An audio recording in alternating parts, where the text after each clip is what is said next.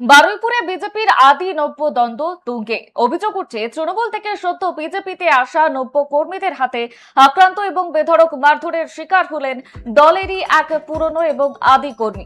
এই ঘটনাকে কেন্দ্র করে ভোট পরবর্তী বারুইপুরে ব্যাপক উত্তেজনা দেখা গিয়েছে।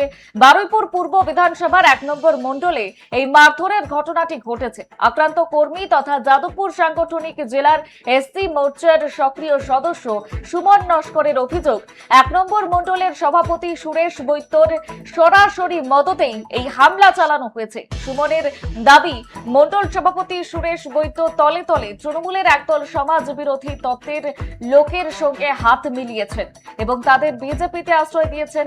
এখন সেই নব্য বিজেপি কর্মীদের সঙ্গে নিয়েই তিনি পুরনো এবং আদি বিজেপি কর্মীদের কোণঠাসা করার চেষ্টা করছেন।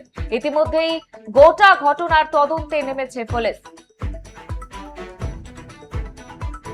এই মুহূর্তে বারুইপুরের দিকে আমাদের নজর রয়েছে। বারুইপুরে বিজেপির আদি এবং নব্য দ্বন্দ্ব তুঙ্গে।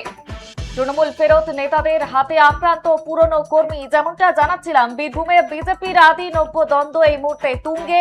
অভিযোগ উঠছে তৃণমূল থেকে সদ্য বিজেপিতে আসা নব্য কর্মীদের হাতে আক্রান্ত এবং বেধড়ক মারধরের শিকার হলেন দলেরই পুরনো এবং আদি কর্মী। আর এই ঘটনাকে কেন্দ্র করে ইতিমধ্যেই রাজনৈতিকভাবে চাপানুতর ছড়িয়েছে গোটা এলাকায়।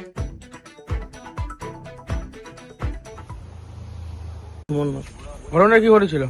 ঘটনা ঘটেছিল বারুইপুর পূর্ব 1 নম্বর মণ্ডলের মণ্ডল সভাপতি সুরেশ বৈদ্য 4 তারিখের পর থেকে রং পাল্টে কিছু তৃণমূলের গুন্ডা বাহিনী যেভাবে প্রবেশ করছিল, আমি তার বিরোধিতা করে বাধা দেওয়ার চেষ্টা করেছি।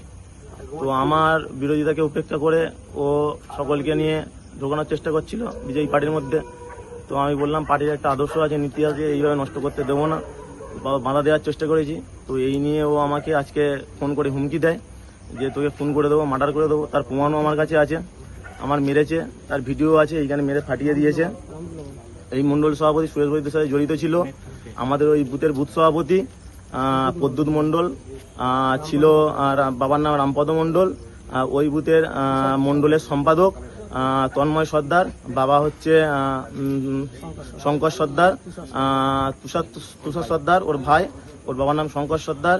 সুরেশ বৈদ্যর বাবার নাম দিলীপ বৈদ্য, ওর দাদা সুভাষ বৈদ্য, ওর বাবার নাম দিলীপ বৈদ্য। সকলে মিলে আমার উপর অ্যাটাক করে। ও আমাকে হুমকি দেয় যে তোকে এখন যা মারার মেরেছি, পরে তোকে আমি মার্ডার করবো, খুন করবো, যদি কোনো জিডি